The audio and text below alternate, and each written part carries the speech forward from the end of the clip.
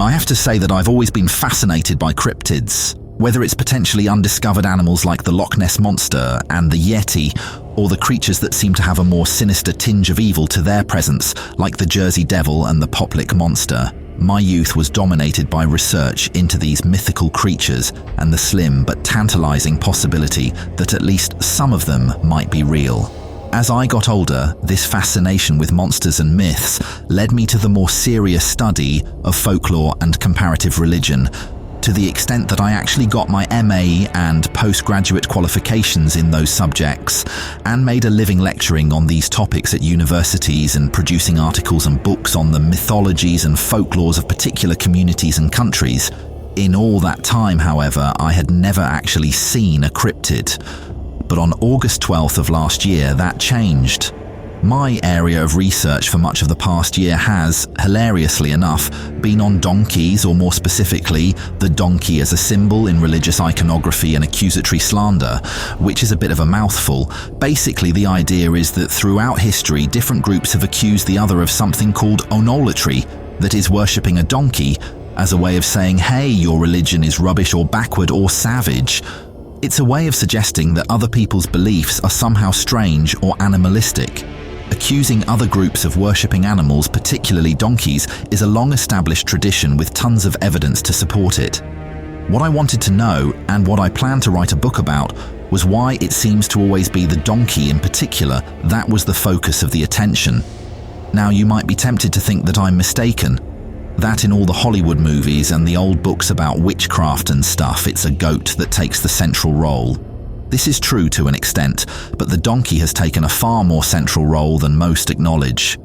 For example, did you know that the first depiction of any kind we have of the crucifixion of Jesus does not show Jesus as a normal man upon the cross at all, but as a donkey? Check if you don't believe me. More accurately, it shows a man with a donkey's head hanging on a cross.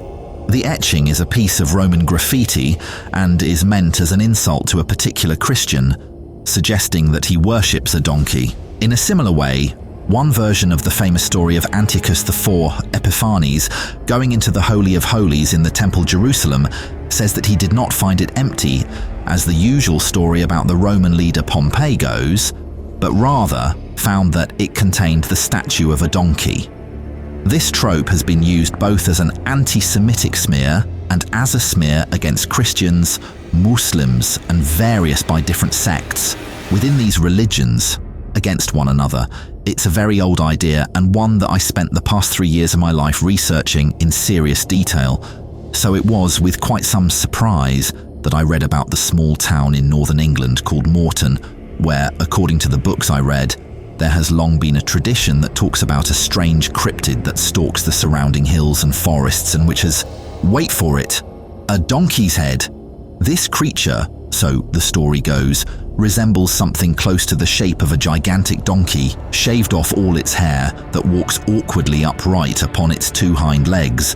It has the body of a man and in some ways resembles the demon Adramelech or the god Seth, not the sort of thing you tend to find in a rural town in little old England. Upon first hearing about this slice of local folklore, I was intrigued.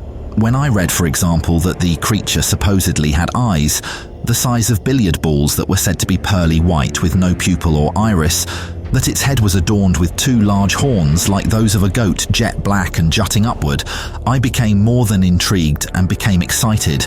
When I read that this myth was not just a piece of local legend, but a story that the locals insist is true, with actual sightings of the creature in and around the town stretching back decades, I decided that I had to make a trip out to Morton to find out more.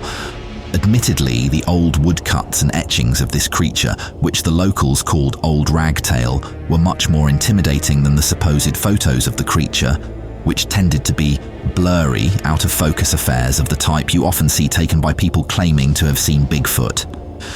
Most of them looked like people in cheap gorilla suits wearing a donkey mask, or better yet, just sporting stuck-on horns and donkey ears. Still, since I was on holiday at the time, and since I thought some interviews with the locals would make good material for the book, I decided to do some actual research whilst I was in the town. It was this research that led me to set up the cameras. Having interviewed 15 different members of the local community and asked them what they knew about Old RagTail, one thing was always consistent. He was always seen in the same place, out at the crossroads, up by Acres Wood. This detail, which also appeared in the testimony of some who claimed to have actually seen the creature, was missing from most of the other accounts I had read, and occurred to me as a fascinating insight and opportunity. Crossroads, you must remember, are always featured in stories of witches and devils, either as the places where witches performed their sabbats, where they were buried so as not to be laid on consecrated ground, or where they met with the devil, to give homage or receive from him pages for their infernal books. The whole thing fits my interests and research perfectly. What if I dared to ask myself, there was some kind of animal up there that nobody knew about?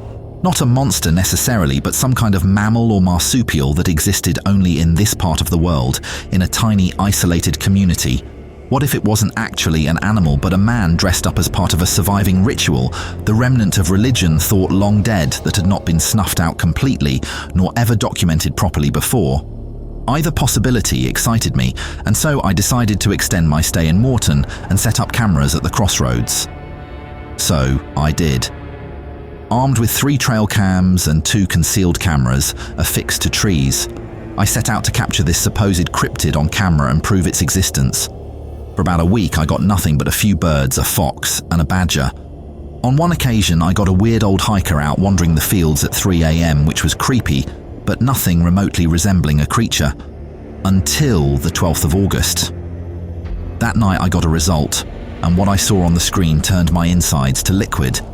I had taken the film, as was my usual habit, back to the hotel room with me, so that I could set it up on the monitor and have it playing in the background, whilst I went about my other tasks of writing or eating dinner. On that night, I had brought a pizza back with me and was halfway through the first slice when I saw something on the screen move. The usual static view, 4 country lanes intersecting and crossing, the old wooden sign for the crossroads, was suddenly obscured by a huge dark shape. I remember that even from the start I knew what I had caught. Suddenly the room seemed oddly quiet. Outside in the hallways, not a thing was stirring. I realized as I watched that I was the only person alive seeing this footage, that I was on my own viewing it, here in this silent room. Suddenly, I felt very much alone. As if somehow this moment had been singled out and orchestrated just for me. As the shape began to come more into focus, I couldn't help wondering whether it somehow knew that I was watching, whether it knew and had decided to show me something that men were never really meant to see. I can tell you right now that I wish that I hadn't.